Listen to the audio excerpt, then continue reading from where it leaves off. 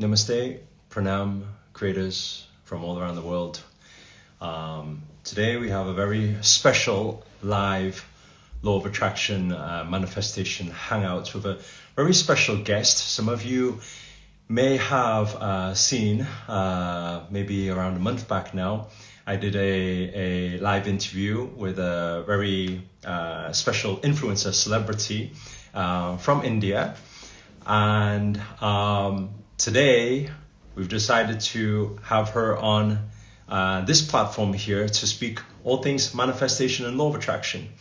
Now, while everybody is tuning in, namaste everybody, great to see everybody here.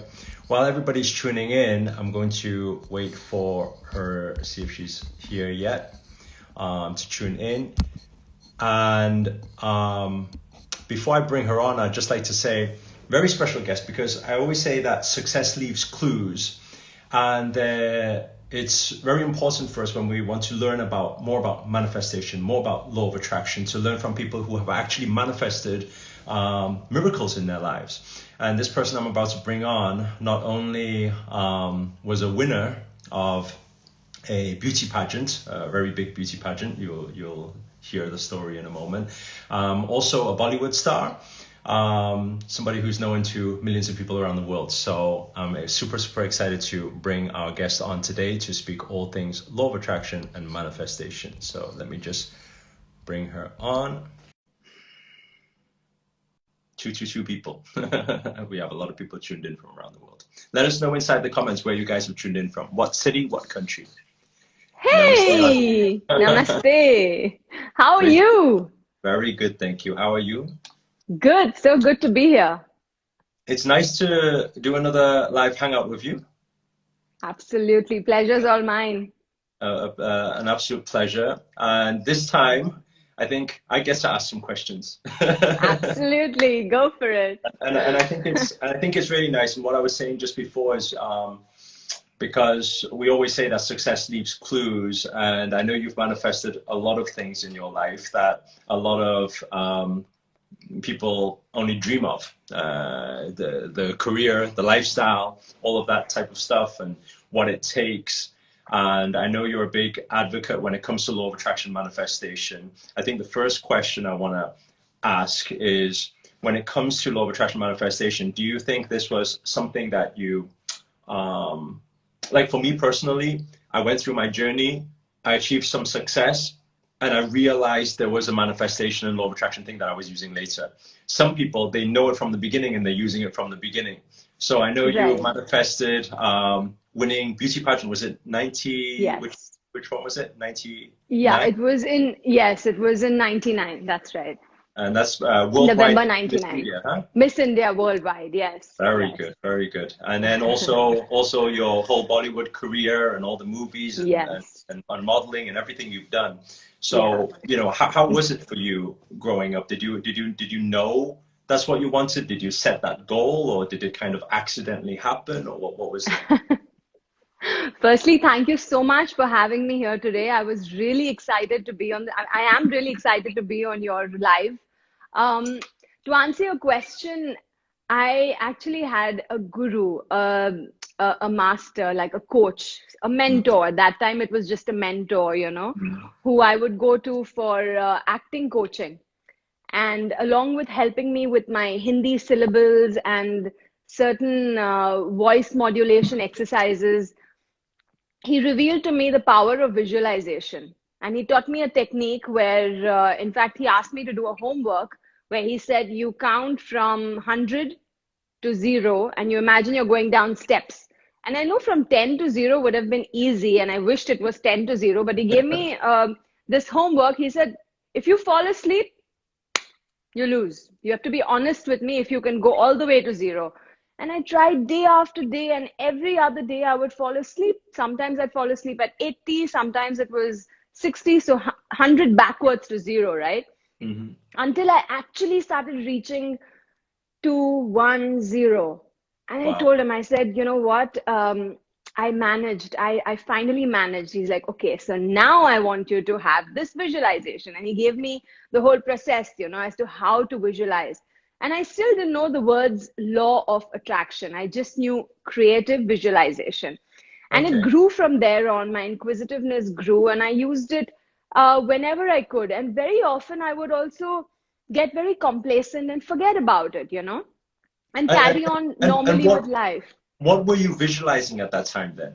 So just to put it into context, like what age Yes. was that at, and when did that start? You know? Yeah, so this happened right after school. I think I was hardly 17, going into 18. And I had the beauty pageant ahead of me, and I was super nervous because I was the youngest contestant. I mean, at Mm. 17, 18, and the other contestants were 24, 26, all very well read, educated, seen life, and all of that. And I think I was just out of school. I'd hardly seen life. I was in an all-girls school. I was even shy to talk to a boy at that time. Mm. And there I was, going to be on stage and trying to give an introduction and look all super glam and confident. And I was like very nervous from within. So he was training me for that confidence. And yeah, so the visualization that he made me do was to imagine myself in a very relaxed, beautiful, like a garden, a park, or whatever, and I can have a conversation with whoever I want, or I can create whatever visual I want. And at that point, I kept visualizing my winning, just the final winning. He told me not to worry about how it's going to happen, Right. when it's going to happen, but he said, visualize what your final dress is. So I knew my designer was giving me a particular dress, and I tried it on and all of that. So I knew how that looked. When you know how something's going to look, it gets easier to visualize. So I would visualize myself being crowned, and I would visualize myself doing or whatever, And I would actually do that action and fall asleep night after night. And it shocked me on the actual day of the pageant when I was in the final five, and then it became final three, and they announced, and the winner of the Miss India Worldwide is Miss India, India. And I was like, oh my God, this is coming true, and Happening. I'm really doing the same action, and they're crowning me, and I'm like, oh, and I'm actually doing the same action. I'm like, oh my God, oh my God, oh my God, oh my God. And I was remembering my guru and thinking like, oh my God, this thing works. And then, of course, I used it several times in my life, all through my career. But like I said, there were So times I got complacent. Yeah. so question there, like when you're that young and then somebody's telling you to visualize, did you not think it's like this is really really silly? I mean, what are we doing, or why am I doing this? Or did you not question it? Did you believe that it would do something, or what was the thought process behind it? No, I've been a believer. I mean, I really had so much, when you respect your master and you feel faith in your master and your guru, then Mm. you do not question, whether it's going to work or not. The Mm. questions and the doubts come up when you don't have that full faith. Mm. When you And and surrender, you just take, yeah. and I guess once that first thing happened, then it gave you more confidence to do it again with the other things in life. Yeah, and it happened again with Fear Factor almost 11 years later when there was a competition. And I'm Yeah. I'm not talking about the in-betweens, because there were many chances that I would win in certain situations, and I did win. Mm. But in this particular situation, which was Fear Factor, it was a stunt-based reality show, Mm. where they do all these stunts where you're hanging on a car and you're in the middle of the ocean and And, you're and under. you win that show also, huh? And I won that as well, and I just like I owe it not, of course I owe it to my masters and the people that have coached me and helped me, Mm. but most of all I owe it to the divine energy that actually is in sync and in conversation with me and allows that hotline conversation to happen. Mm. And some people question it. Oh, okay, so you can manifest anything. Okay, so why aren't you a billionaire? Why don't you have a great business? Why don't you have a big mansion in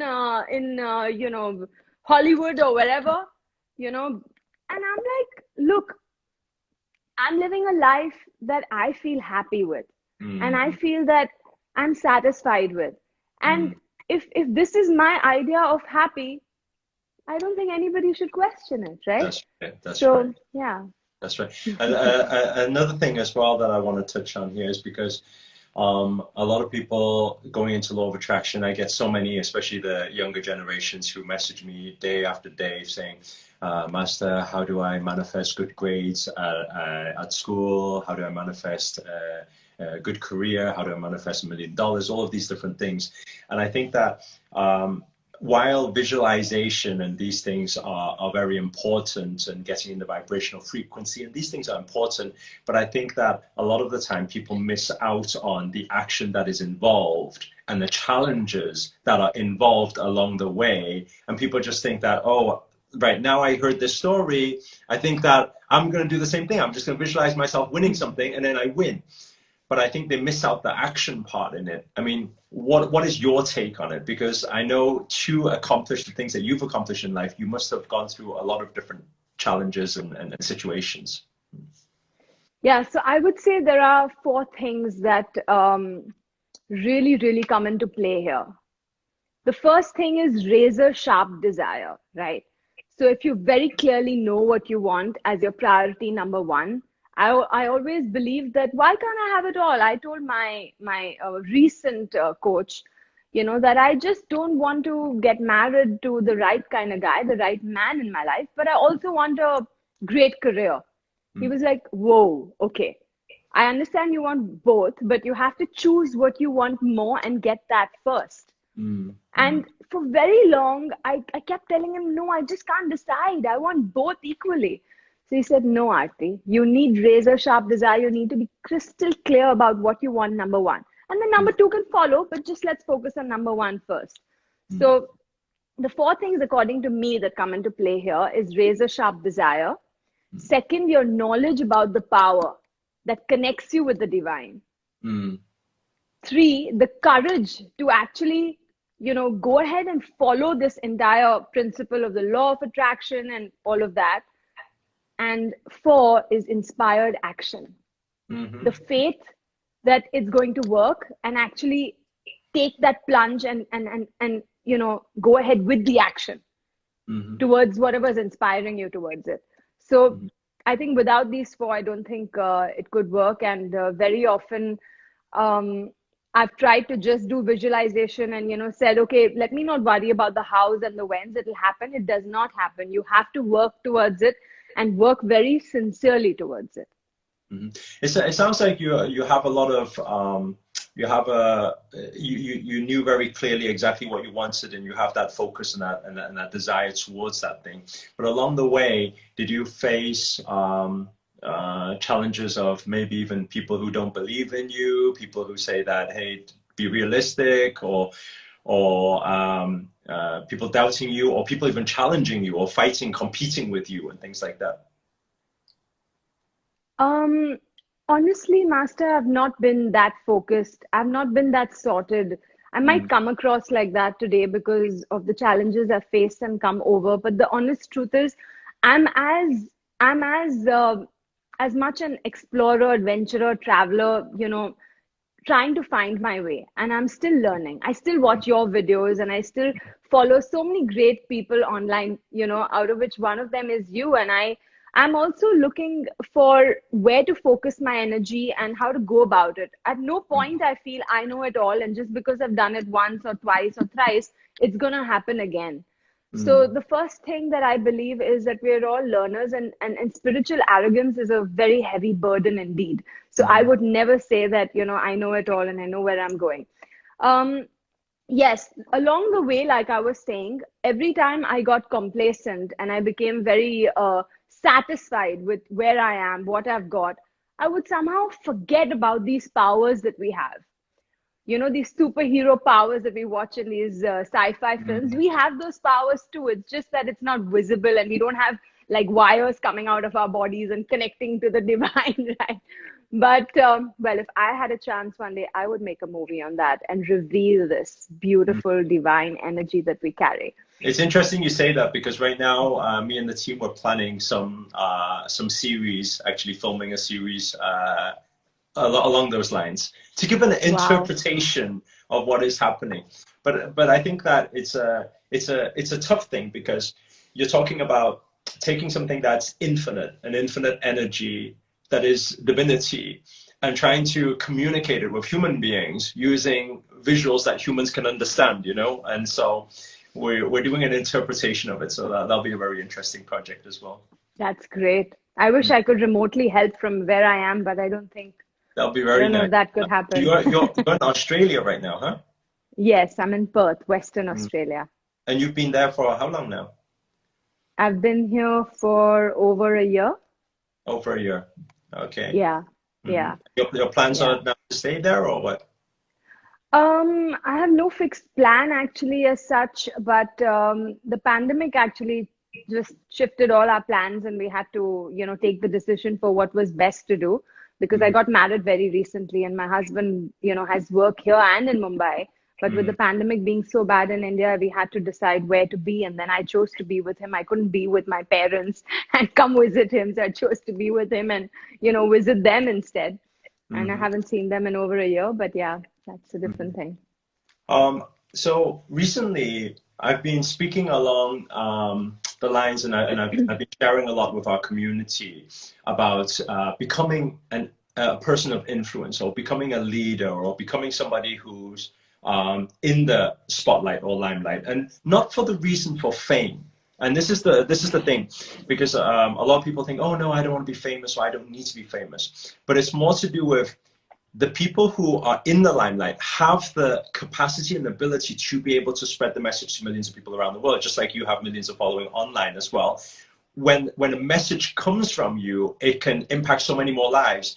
We have so many people in our community who are light workers. They spread love, light, and positivity to the world. They're healers. They want to do good in this world. But at the same time, I see this big divide between spirituality and social media world or material world. And people have this divide. And what I've been sharing with people for a long time is the importance of actually bridging the gap. Because if you can bridge the gap, I always say to people, I say that if Buddha was alive today, if Jesus was alive today, if any of these leaders, spiritual leaders, were alive today, I believe they will be the biggest social influences in the world, because that's what Right. they did, but without technology back then, you know. And Exactly. and so I've been sharing with people. I say, if you want to spread a lot of love, light, and positivity to the world, then actually building a social presence is very important, because then you have the ability, you have the tool to be able to do it. However, I also see it as it's a tough thing for most people to deal with, and I'm sure you'll recognize what I mean by this is because at the same time, when you're putting yourself out there, and you have, I mean, like you have millions of following subscribers around the world. You obviously have a lot of people who are your biggest fans, your biggest cheerleaders, but at the same time, there will be some rude comments here and there, some naysayers, some Absolutely. haters, some things like that, people saying certain things and sharing certain things. I mean, how would you, for people who are fearing putting themselves out there, how would you convey this message to them? You know, what is your experience of it? Does it affect you? How do you deal with it? Things like that for all the social influences out there. Yeah, so I feel this is a very valid question, Master. I'm so glad you asked it because I did see a drop with my Instagram following when I started talking about secrets of a victorious mind, and I was talking about well-being, spirituality, law of attraction. People just wanted to see me posing in glamorous clothes and doing all kinds of poses, whereas I wanted to actually follow what I feel driven towards. Mm-hmm. And this is not my profession, or it's not what I do, but this is my calling. I would be doing a disservice if I don't That's beautiful. Wonderful. share what I'm feeling so deeply about. And I believe that if you get swayed away so easily with comments and with people who are just nudging you here and nudging you there and trying to get the bad of you, the worst of you, how weak are you? I mean, you got to be stronger than that. And if you want success, the first thing you need to give up is the fear of being judged. If I continuously worried about being judged and about losing my followers or losing my fans, I would never be able to see the growth that was simultaneously happening with a budding group of people who started following me because they loved that I was bearing my soul and talking so openly and honestly about my life and sharing with them the tools and techniques that I've used and the wisdom that, I've gained from the other people. So it's okay. This went down, this went up, and slowly it just made up, and now it's again growing. So it's a phase, it's a wave. Like I think we discussed it even when we were live last on Secrets. It's just a wave. Let it pass you by. If you allow it to shake you and anger you, that means you're not strong enough. You're too weak, So and I you need think, to work on. yeah. So obviously, I recognize what you're saying here, and from this standpoint, today, obviously, you've had the years of experience in the limelight, dealing with people, dealing with comments, and all the rest of it, and some people may be looking at this and thinking, oh, they're talking about social media. I'm not social media influencer, so it's got nothing to do with me. But how I see it is like this, because what I realized was the more I put myself into public, into the limelight, into that presence, that reach, what I realized was it was the fastest personal development journey ever. Why? Is because actually it's the same game. It's just playing slightly bigger. Because everybody out there, whether they're an influencer or they're not an influencer, they are dealing with people. In their workplaces, they're dealing with people. At home, they're dealing with people. With their family, they're dealing with people. And so often, people want to go towards their dreams and their goals and their aspirations, but people made side comments, and then suddenly they get sidetracked, and then they get put down and all the rest of it, and they get all of this. And I see that becoming an influencer or putting yourself out there is a sped up version of it. Like you go through that journey so much faster because suddenly it's like, okay, you're not getting one person commenting on you, you're going to get 1,000 people commenting on you. So how are you going to show up and how are you going to deal with it? What about now, your point was, okay, just be strong. You're not strong enough. You're weak. You need to be stronger. But what about when you first started out? How were you dealing with it? When you first got into the limelight, there must have been some comments here and there as well. And did they affect you at that time? And Absolutely. how did you get Unfortunately, from there to your mindset now? What was the journey? Yeah, actually, what used to happen would be when I would see my comments, I would somehow feel like responding very rudely to the people that were giving bad comments. And my mom we've and all my been dad, there before. yeah, and my mom and dad, they'd probably, or my family, or my friends, or my brother, they'd point out to those, and those would come into my reality. And then I slowly started realizing that why am I focusing on these bad ones? And then I looked at myself and, I felt that it's going to grow if I start answering these. They're going to be encouraged and they're going to feel that, okay, we are getting a reaction from her only when we are being bad. All the good people who are giving hearts and smileys and love and saying good things, she's not said anything about. So this woman doesn't like these So good these comments. people are seeking attention. Yes, They're wanting to exactly. say something to stimulate you to seek attention. Yes, And those people usually are the people who lack love most. They need the more love. exactly, Mm. exactly. That is. So you answered my question, Master. but that doesn't. So if you come from that perspective, then did it just happen one day where you're like, okay, I'm not dealing with it, or was it like strength built through time? What would you say? No, I think I think the shifts that have happened quite overnight. Like when I realized something, it's like this quantum moment, as people call it in our, creative world.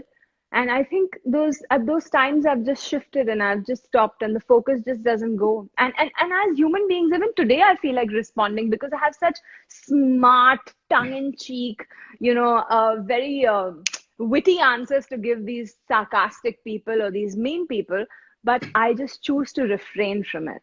And I believe it's not worth that time and energy. And it's happened. The shift has happened, but we keep falling back. You got to keep centering yourself. I see that inside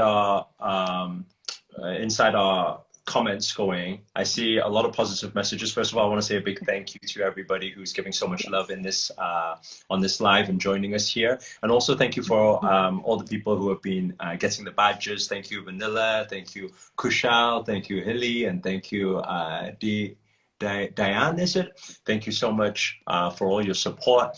But at the same time, I have been noticing that inside the comments, there are a few rude comments here and there, which is very, which is very interesting while we speak on this, while we speak on this topic, is because, and by the way, I just want to say, some of the comments I see, but some of the comments I'm not quite used to, because it's probably to do with that your beauty is affecting them and making them comment in certain ways, right? So I just want to say something, and this is a message for everybody out there. I believe that and I've also seen a few people commenting on some of the Bollywood news that's happening right now on a certain individual. But it's, you know, understand one thing: anybody commenting on somebody else, you're not any better. You're not doing any better than that somebody else. Absolutely. Because everybody is watching media, and this is a message to everybody who's doing this. It's easy when we're hiding behind this keyboard to name and shame people in the limelight. And I'm saying this, I'm not saying this to defend anybody. I'm also not saying this because anybody's right or wrong. But always understand, media has their purpose and everybody has their truth. And you have your truth. Your responsibility is to deal with you. And the biggest problem is so many people are finding other people to name and shame, because actually at the same time, whether you like it or not, and you probably don't like hearing this for the people who are doing it, is that deep down inside there's some hurt, there's some pain, there's some lack there. That's why it's important for you to put somebody else down to make yourself feel a little bit better.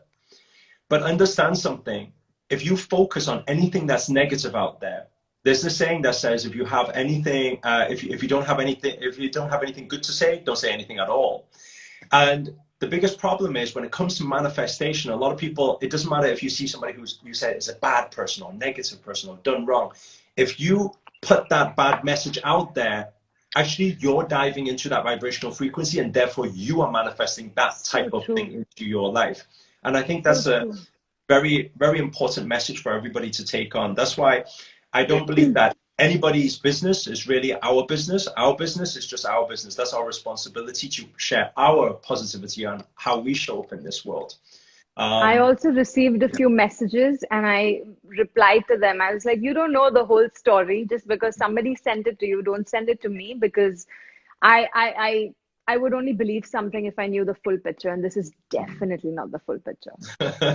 but media, I mean, I want to ask this question, because obviously you've had a lot of media coverage before.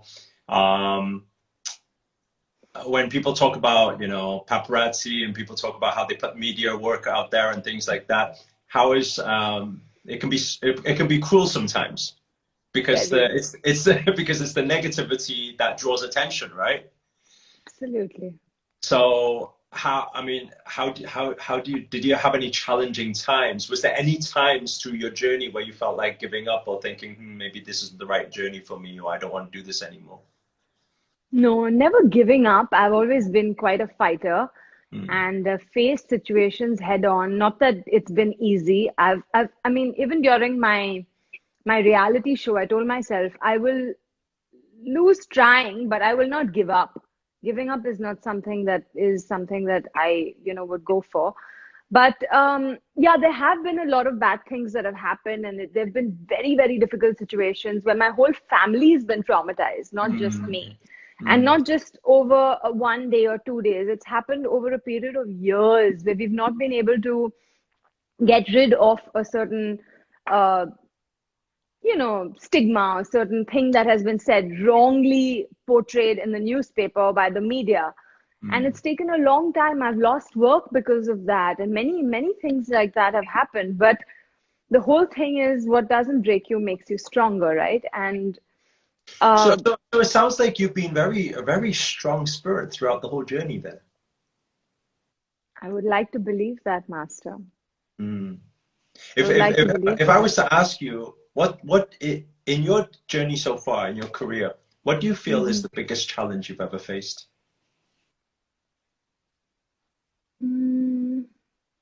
The biggest challenge I've ever faced is not being a part of any group.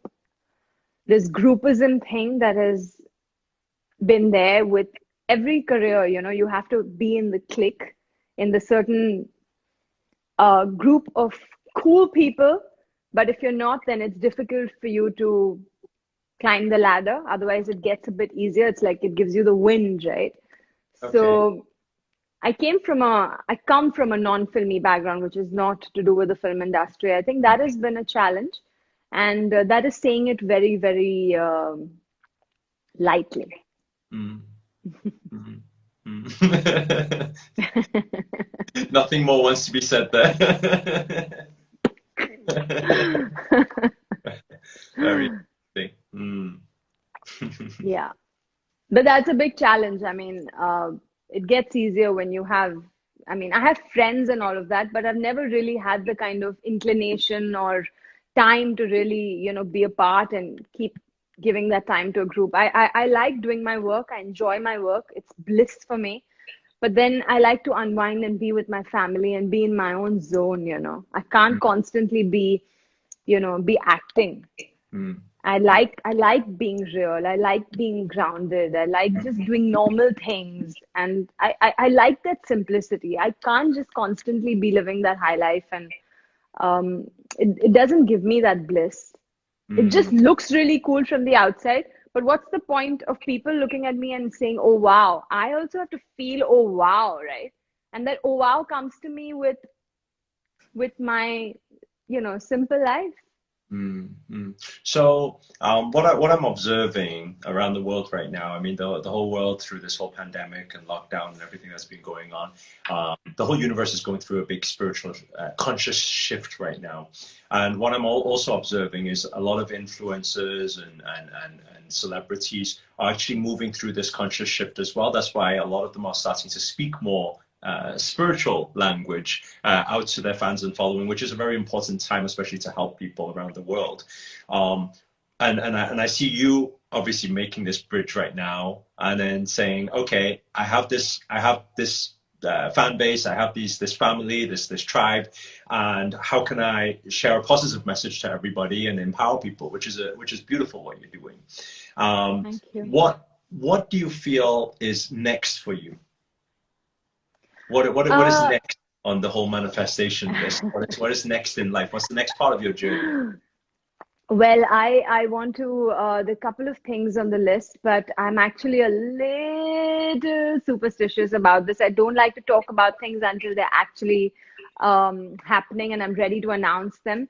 And I think this has worked for me. I don't know whether you believe in it or not. A lot of people, like my brother, if I tell him, no, no, no, no, no, don't talk about it, let it happen, he'd be like, shut up, Didi, like call me sister, just shut up. I'm going to talk about it. I'm going to go on the rooftops and tell everybody about it. So I'm more secretive, he's more open, and it works great for him because he believes that the more he talks about his success or things that he's doing, the more it works for him. And I believe the more I keep it to myself, again, that's my belief, Mm, the more it works for me. So I do have a couple of things in ahead of me, which is very different from my acting career, very mm, different from my Secrets of a Victorious Mind, which is my, what I want to do towards spirituality and well-being. mm. So this is different from that, and it's definitely something that I've been wanting and dreaming of. And after meeting my husband, more so that I want to do something on that front. But I'm not ready to announce that yet. you you held all that suspense.